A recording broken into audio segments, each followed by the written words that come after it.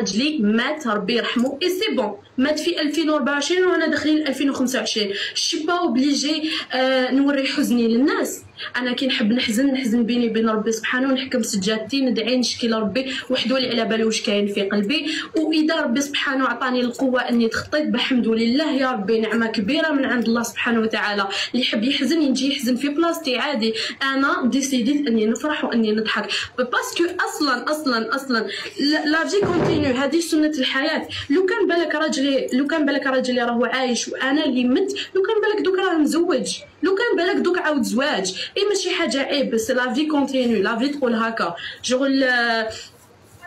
جبت زريعه ودخلت دونك الحمد لله يا ربي، الحمد لله. انا صح انا راني مقيوسه وراني محطمه مي جو في لا فورس، جيساي داتر فورت في الدنيا هذه، باسكو الدنيا ما ترحمش، وكي يشوفوك ضعيفه